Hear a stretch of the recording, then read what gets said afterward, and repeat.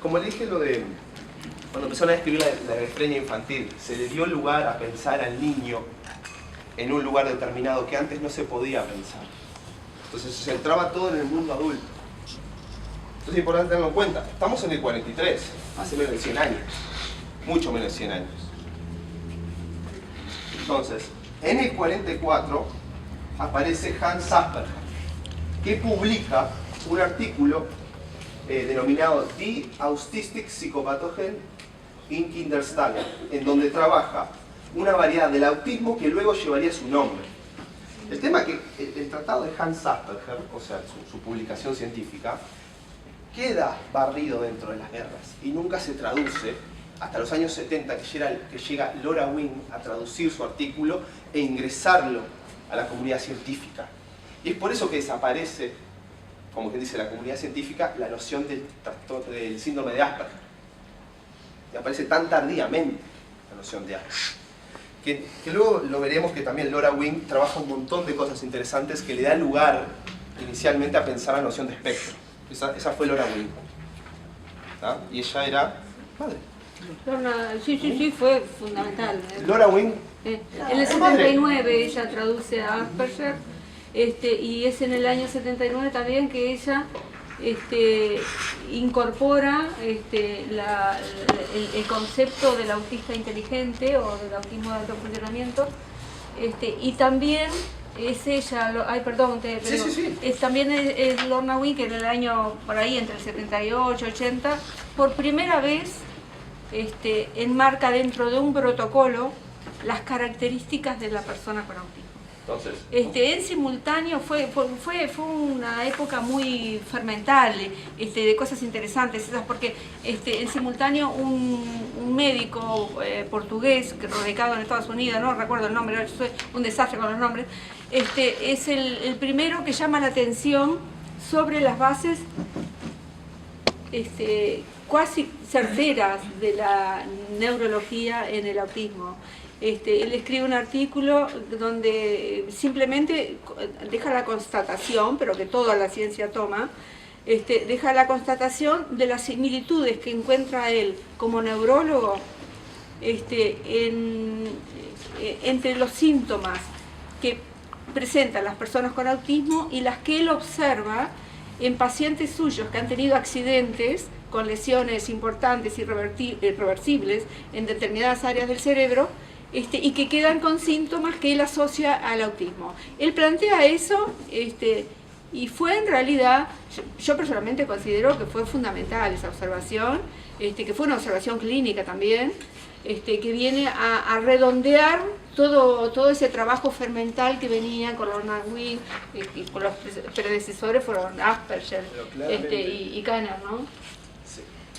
Todo lo que estudiamos psicología, conocemos a Donald Winnicott, pediatra americano, que puede diferir bastante de esa noción del médico portugués, porque en su tratado habla de las madres heladeras, las madres freezer, que está muy presente en esto, y que el autismo a nivel psicoanalítico, los mitos. yo estudié mucho a Winnicott porque me interesó mucho en la carrera, y se opone estrictamente a la postura psicoanalítica y las relaciones objetales. ¿Cómo se relaciona la madre con el infante? Hasta el momento era el relacionamiento madre-hijo, madre-hija. Y es contemporáneo, Winnicott, a lo que estamos hablando. Entonces, imagínense con autores tan pesados y gente que estudió mucho, porque Winnicott estudió muchísimo y tiene bases hasta en su momento muy sólidas para pensar eso, se contrapone y choca estrictamente con lo que hoy conceptuamos como ciencia real, como ciencia certera. Y estamos hablando de no mucho tiempo atrás. Mismo, recién, como dije, en el 50, en el Congreso Internacional de Psiquiatría, se empieza a pensar la necesidad de contar con una herramienta para unificar criterios científicos y clasificatorios, y es ahí donde surge en la clasificación internacional de enfermedades de la Organización Mundial de la Salud la sección específica de los trastornos mentales, acompañado de un glosario redactado bajo la dirección de Auber y Lewis para precisar terminologías. Hablando del 50, hasta hasta el momento no teníamos un subtratado dentro de la clasificación internacional de enfermedades para poder pensar los trastornos mentales. Ni siquiera el autismo, ¿eh? Estamos hablando de esquizofrenia, psicosis, esquizofrenia, perversiones, trastornos de ansiedad, etc. Un montón de cuestiones. Bueno, en el 1990, el CIE-10 y el aproximadamente, no el mismo 1990 específico, es alrededor de los 90, la clasificación internacional de enfermedades 10 y el manual de diagnóstico estadístico de trastorno mental DSM-4 en su momento, brindan consigo tanto el síndrome de Asperger como el autismo, se encuentran unidos bajo un mismo criterio, que se clasificaba como el F84, después vienen las variaciones punto tanto, dentro del CIE-10, y se encuentran unidos bajo los mismos criterios diagnósticos codificados en el DSM-4 como el 299. Después tenés las variaciones. Pero recién fue en los 90, hace ¿cuánto? Menos de 30 años, que pudimos darle un lugar preponderante al síndrome de Asperger y al trastorno y al autismo. Entonces, todo esto que hablamos es muy nuevo para las ciencias. Entonces, es lo que lo hace tan complejo y tan difícil poder dar con la situación. Digo, las ciencias han avanzado un montón desde entonces, al punto que se pueden aislar cromosomas, se pueden ver genes, pero no se puede dar cuenta de la epigénesis o el origen de, que ahora lo vamos a trabajar. Pero es importante tener en cuenta que en todo este recorrido que hicimos, llegamos a los 90, con el DSM, con el famoso DSM-4, la clasificación internacional de enfermedades 10, pero esta revisión que recién va por salir la 11, la están pensando y trabajando para el 2020, por allá. Y ahora estamos con el DSM-5, que es tema noveno, ya pasamos la versión revisada que aparece en el 94-95, y en el 2013 arrancamos con el DSM-5, que hace el cambio de trastornos generalizados del desarrollo a trastornos del neurodesarrollo. Y ahí viene la noción de TEA. Recién en 2013 la publica la comunidad científica y la adapta justamente al intercambio. Bueno, ¿qué es el TEA? ¿Conocen a Valdés, psicólogo argentino? Daniel Valdés, que trabaja mucho el TEA. Bueno, yo traje una definición de él, porque me parece una definición que nos ayuda a pensar la forma de encarar la cuestión, de dar una perspectiva al trastorno del espectro. El TEA es plural y diverso, desafía los manuales y las nomenclaturas, se acerca y se aleja de los prototipos según cada caso, persona, cada subjetividad. La diversidad humana se resiste a la rigidez estática y unívoca de las etiquetas. Personas singulares, múltiples espectros. Eso decía Valdés en el 2010. En el 2010. Antes de que hagamos el pasaje del DSM-4 TR, versión revisada, del DSM-5. ¿Saben cuántos artículos se publican en PubMed diariamente sobre TEA? ¿Saben? PubMed es la base de datos norteamericana de medicina. Quedan entre los 20 y 50 artículos diarios. Estamos hablando que en los 80, si vos buscabas en PubMed, tenías capaz que 200 artículos científicos escritos hasta el momento. Hoy, 2016, tenés más de 200.000 artículos sobre TEA. Entonces, ha habido un crecimiento no gradual, si no podríamos decir exponencial, sobre el conocimiento científico en torno al TEA. Entonces, el que pueda seguir 200.000 artículos, lo aplaudo, porque sinceramente cambia tanto y varía tanto el conocimiento que nos enfrentamos a revoluciones científicas constantes. Por eso se nos cuesta tanto precisar de qué hablamos cuando hablamos de trastorno del espectro autista. Y eso lo vamos a ir viendo acá. Entonces, ¿qué decimos? ¿De dónde nos paramos con toda esta cuestión? Entonces, ahora en lo personal, yo voy a hablar de lo personal, porque cada uno tiene que hacer su recorrido, tiene que buscar su camino y tiene que elegir lo que se siente más cómodo. ¿Ah? Entonces, lo que yo digo no significa que es la verdad, es la forma en que yo en lo personal me paro para pensar la cuestión. Que puede perfectamente decir, yo la pienso desde otro lugar, está bien, porque acá no Ninguno tiene la verdad, ni el psiquiatra, ni el neuropediatra, ni el psicólogo, ni el padre, ni el abuelo, ni el tío, ni el primo. Estamos todos construyendo en conjunto. Me parece que es la clave de esto. Entonces, cualquiera que tenga, digo, otra forma de pensar, levanta la mano y dice, cambiamos. Eso es lo que permite la riqueza. Sí, ahora vamos a tener 15 minutos para... No me apure. Yo lo saco al toque. No, para que todo el mundo intervenga. Sí. Bueno, para mí el TEA es una condición temprana del desarrollo que compromete capacidades centrales del ser humano. Socialización, modulación sensorial, forma de interactuar con objetos y el juego. Se puede llegar a esta condición de diversas formas. No hay una sola forma de adquirir trastornos del espectro autista. Se puede llegar a través de infecciones tempranas, enfermedades neurológicas o genéticas conocidas. Eso se llama como TEA secundario. Deviene de algo conocido, algo medible, cuantificable, explorable. ¿Ah? Es causal de algo. O puede aparecer sin ninguna causa aparentemente detectable, que no sepamos qué es lo que define el TEA o por qué se origina, por qué hay epigénesis se origina. No significa que no esté ahí, significa que no lo sabemos.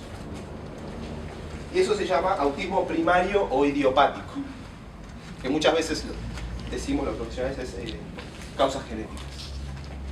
En realidad, sinceramente, no sabemos de dónde deviene específicamente el TEA en esa persona. Bueno, las bases genéticas se han comprobado, pero es una herencia sumamente compleja y multigenética. Sabemos que existen factores del medio ambiente asociados, como la contaminación, la nutrición, aspectos de crianza, pero no se ha logrado aclarar la cuestión vinculada al origen del TEA o la epigénesis. Si te dicen, el TEA se originó por esto específicamente, ¿sabemos que es por esto? No es TEA. Es otra cosa. Que originó comportamientos, un cuadro similar. Si te dicen que, no sé, se lastimó el brazo y eso le produjo el TEA. No, gente. No es así. Los estudios muestran una fuerte prevalencia genética en la susceptibilidad del TEA.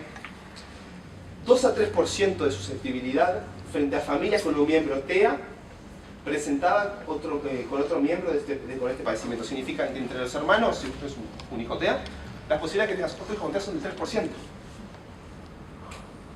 Son muy bajas. Entonces, muchos padres se preguntan, ¿tengo otro hijo? ¿Tengo o no tengo otro hijo? ¿Sale o no? ¿Puede pasar de lo mismo? Son de entre 2 y el 3% comprobables actualmente. Y si estrechamos un poco más, la genética de ambos padres tiene que ser propensa para eso. Y tiene que haber factores ambientales que te desarrollen. Entonces, va muchísimo más allá que lo mero genético. Sí. En el caso de que haya dos hermanos, ¿sí? Uno tiene síndrome de Asperger, y la hermana puede, o el hermano puede imitar la conducta y no necesariamente quiere decir que lo tenga también. Las neuronas son espejos de síntoma, ¿no? No, ella dice si un hermano puede imitar del otro por imitación. No, podrá, pero no, va más a... Tú dijiste recién que hay un 3% de posibilidades que dentro de... Primero hay que definir si el síndrome es un diagnóstico, cumple con los criterios diagnósticos del síndrome de Asperger o si efectivamente es comportamientos adquiridos por las neuronas espejo durante el desarrollo. Uno de ellos sí lo tiene. Bueno, pero no significa que el otro lo tenga, sino que pudo haber adquirido comportamientos Claro, eso es lo que quiero a partir saber. de un desarrollo del chico, porque tenemos algo maravilloso que se llama neuronas espejo. Es lo que nos permite un montón de cuestiones que no vamos a tocar acá porque si no se nos va la charla, pero nos permite adquirir comportamientos por imitación, muy por arriba, son muy por arriba, pero sí, los podemos adquirir comportamientos, no el síndrome. Sí. Ah, eso es lo que tiene que quedar claro. Claro, no, lo que yo le iba a decir a la mamá, a veces pasa, cuando uno tiene un niño con síndrome ya marcado, el síndrome que tiene el hermano, a veces te dicen, no, el hermano es porque está imitando, entonces no imitan comportamiento, pueden sí imitar cosas, algún gesto, sí. pero hay cosas básicas que no se imitan. Eso no se imita. O pasa con niños que tienen un lenguaje excéntrico o extraño, que parecen extranjeros, y muchos papás te dicen, ay, porque mira muchos dibujitos. No, papá, porque si no todos los niños que miran dibujitos lo harían igual. Entonces, esos comportamientos ellos, es más, los niños, yo tengo por ejemplo 2 niños, uno con síndrome de TEA y otro no. Mi niño más chico, que no lo tiene, él no imita comportamientos del hermano, no los imita. Puede imitar un grito de porque Alan tiró algo y él cuando el chico se enojó tiró algo, pero él sabe que está mal y dice, perdón, lo siento, ya está. Pero no el girar, no el vocabulario tan extraño, las rutinas, la estructura. Las reacciones ante una cosa. No, eso no. Hay que justamente precisar a través de diversas valoraciones. La inicial se queda con una duda, ya sea el médico y tendría que aplicar un screening. Eso ahí está. Se verá, y tiene que cumplir con un montón de criterios diagnósticos para poder consolidar. Pero si adquiere ciertas conductas y después se va disipando, no es preocupante, digo. Pero como si hay dudas reales, vaya a consultar. Lo consultas. Esa situación en realidad la estamos viendo como maestras en la escuela. Por Es eso importante teníamos la la consulta. duda antes de planteárselo a la mamá o... Es un pediatra. Sí. Hay Pones cosas que alguna son cosita, le mandás una carta. inimitables, hay cosas que son imposibles de imitar, porque son propias de su naturaleza casi, sobre todo cuando hablas de una Asperger, ahí estamos hablando sobre todo de condición y de naturaleza, es imposible que se puedan, pero hay de todas maneras una cantidad de test que van a determinar con exactitud si él tiene en esas áreas específicas del autismo, si las tiene comprometidas, que no tiene nada que ver con la imitación. Una consulta. Sí. Y cuando decías pruebas, o creo que dijiste de sangre o algo así, no hay un test que diga tenés una predisposición fisiológica. genética? No. Porque yo tengo 2 hijos, digo, y uno tiene TEA y el otro tiene rasgos leves. Digo, entonces en realidad digo, vos decís No hay tenés 2 hijos. análisis, screening, los test de screening no son análisis fisiológicos, son cuestionarios. Por eso capaz que expresé mal yo, los screenings son cuestionarios que te permiten, Que me llaman diga a mí despistaje que en realidad. tengo una predisposición a tener hijos con autismo, o sea que me diga, bueno, entonces uno diga, como tú decías, puedo tener otro hijo, no puedo tener otro hijo, estoy corriendo riesgo, o sea, y por Yo también tengo predisposición. Sí. Es No, algo pero te digo, o sea, un en mi autismo caso diario. tengo 2, o Pero sea. claro, pero mira qué interesante, salió un autismo diario hace muy poco, acerca de un estudio que habían hecho en Epigenetics, causales epigenéticas y más allá de la genética, y cómo se va desarrollando los cromosomas a partir del encuentro con el ambiente. Eso puede ser definitorio con el TEA. Eso después lo vamos a ir viendo. Que todos podemos tener la genética, pero no tiene que ver con la genética de nuestra pareja. Tiene que ver con el ambiente, tiene que ver con qué genes salen sorteados en la bolsa también. No es tan simple como decir yo tengo predisposición genética, no significa que vos tengas otra pareja, tengas otro hijo o hija y tengas TEA. No, pero se ve que se juntaron, los dos tenemos, se ve que predisposición, o sea, Sí. o sea, Genéticamente es muy, Que no se, muy esas complejo. áreas no se saben. Muy complejo. Yo puedo estar dándote 7-8 horas de corrido de charlas sobre epigenética. Y podemos traer claro, pero ¿cómo no artículos. llegar a la cuestión? Porque yo digo, ahora tengo 2 hijos, no voy a tener otro hijo más porque ya tengo 3. Se puede descartar, algunos análisis genéticos pueden descartar algunas causas que ya se saben, ¿tá? El cromosoma X, por ejemplo, ya se sabe, bueno, que puede, diferentes mutaciones en el cromosoma X pueden son los causantes de X frágil, el síndrome de Rett. ¿Hasta qué punto eso después, si se demuestra que tú si tenés síndrome de Rett, difícilmente te estés planteando tener hijos? No, Porque sí, es otro ya hay sí, una pero es algo severo. mucho más. Si tenés, pero en esos casos vos podés decir, bueno, pero rastreo para atrás a ver si en realidad esto es una herencia que me vino, o una predisposición que vino de familias anteriores, y que algunos pueden heredarlo y otros no. Se supone que no, pero tampoco está seguro eso. Ahora, si tú fueras un síndrome de Rett o un X frágil, difícilmente te arriesgues a tener un hijo. No vas a estar haciendo una lotería a ver si te sale un hijo con síndrome de una Y hija aún con así puede síndrome que de no Rett. salga. Sí. Que no suceda o que no. Ahí está. ¿Por qué? Porque los estudios en gemelos monocigóticos, eso significa mismo óvulo fecundado, tienen un 50-90% de prevalencia. Estamos hablando de dos personas que tienen la carga genética del 99% similar. Sí, Es una sé serie que hay de otros estudios ahora más recientes que dan un 90, ¿eh? Claro, entre un 50 y un 90, Bueno, es lo que 90, hoy en día se sí, está trabajando. 90, ¿no? Pero hay entre 50 y 90, claro, pero hoy no sé, recién ahora capaz se está precisando. Sí. Pero el momento que yo leí era Sí. eso, estaba hablando hace un año atrás, lo que leí. Tampoco estoy leyendo del 80. Entonces, Sí. no, y eso hay que tenerlo claro, porque todo varía todo el tiempo. Según cómo lo hagan. Todo varía todo el tiempo. Entonces, aún así que sea 90%, hay 10% de probabilidad que no. Y estamos hablando de gente que comparte el 99% de su estructura de ADN. Sí, del 100%, sí, sí, sí. Y en Ahí están las causas Y en los gemelos disigóticos, que son de distintos óvulos, hay menos de 10% de prevalencia. Estamos hablando de bases genéticas muy, pero muy complejas. Entonces, es decir, la epigénesis del TEA es la genética, no es posible.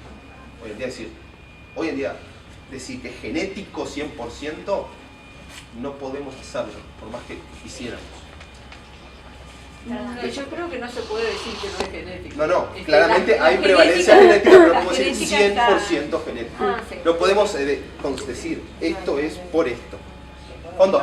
¿Qué es cierto que puede ser el tema de la vacunación también? Eso eso ahora lo lo vamos a vamos a charlar con tratar. Raquel. Eso ahora Raquel, que tiene toda la info, Sí. va a arrasar con ese tema.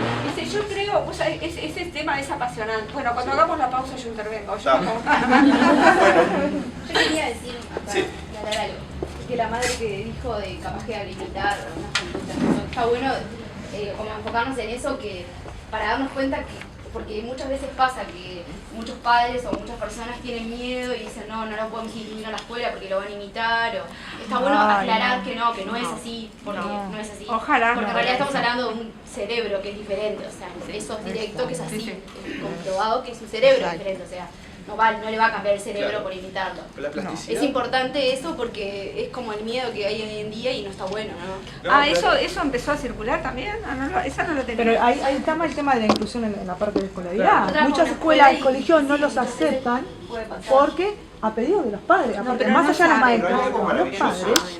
que eso se puede contrastar perfectamente con la noción de plasticidad cerebral, Sí. que muy por arriba, que es la capacidad de poder acomodarse a ciertas situaciones de la vida, de adquirir aprendizajes nuevos a partir de la novedad. Tanto los chicos sin ningún tipo de discapacidad o condición, lo que sea, pueden adquirir conductas, como dicen con TEA, que son maravillosas, porque tienen un montón de habilidades que vos decís, tengo un paciente que se acuerda la fecha, hora, momento en que dijo algo. No, porque tú me dijiste tal cosa, tal día, tal hora, y yo... Para mí eso es normal. olvídate, tiene enorme. Yo me acuerdo. Yo me Pero es acuerdo. real, y Yo eso me también acuerdo. se puede ir adquiriendo por plasticidad de los pedagogos. Después vamos a trabajar el tema de un poco de las intervenciones, abordajes, etc. Y decir cómo poder empezar a armar inclusiones, etc. Que es algo sumamente complejo y sé que es una problemática real del sistema educativo nacional. Bueno, seguimos con esto. También se concluye que existe una gran variedad de características de la personalidad, alteraciones del lenguaje y trastornos en familias con un miembro TEA. Por eso se resalta el concepto de espectro dentro del trastorno autista. Entonces, podemos aparecer con TEL, trastorno específico del lenguaje. Eso no es único del TEA. Hay otros cuadros que lo presentan. Un trastorno específico del lenguaje. Que tenga TEL no significa que sea un chico que presente un trastorno espectro autista. Eso tenemos que tenerlo claro. Hay otros trastornos mentales asociados también, como puede ser, anda a la vuelta el tema de la bipolaridad, el tema del obsesivo compulsivo. Hay ciertas características, que puede suceder el tema del alucinatorio, puede aparecer en algunos casos también el tema de, por momentos, algunos delirios. Pero eso no significa que esté en el espectro de la psicosis, o que sea esquizofrénico, o que tenga una psicosis específica, etc. Aunque aparezcan características de otras cosas, no significa que no estén dentro del espectro. Y una preguntita, Sí. ¿qué opinas sobre un artículo que leí sobre la epilepsia y el autismo? Sí, hay asociados. La epilepsia es asociada y hay porcentajes, no me acuerdo ahora, el porcentaje yo también lo tenía ese artículo. No sé si es el mismo, pero también estoy leyendo el artículo. Que muchos de los gurises toman antiepilépticos por el hecho que tienen un foquito. Que tampoco es específico y concluyente del trastorno espectro autista tener un foquito epiléptico. Mucha gente puede tener focos epilépticos y no tener TEA. Pero en muchos casos que sí, que muchos chicos con trastornos del espectro presentan un foquito epiléptico. Por eso DPA, topiramato, etcétera, todas esas cosas. También Mycotomus, todas estas fármacos que deben conocer. Bien, si bien estudios han hallado relaciones entre la exposición a plaguicidas en las mujeres embarazadas y un mayor riesgo de TEA en sus hijos, la causa del TEA no se puede atribuir a los pesticidas ni a un ítem específico en particular.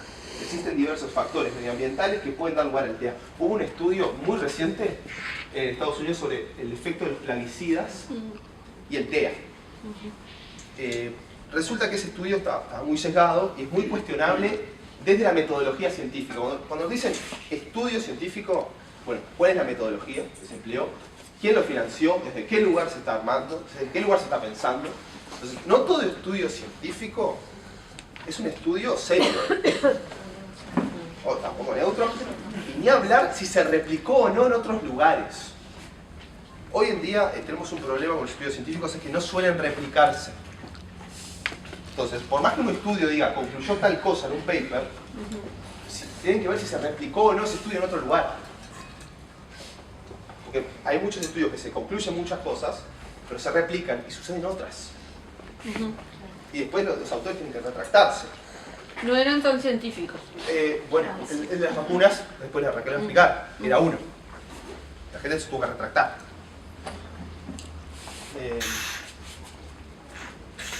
Bueno, factores medioambientales de riesgo. La polución orgánica,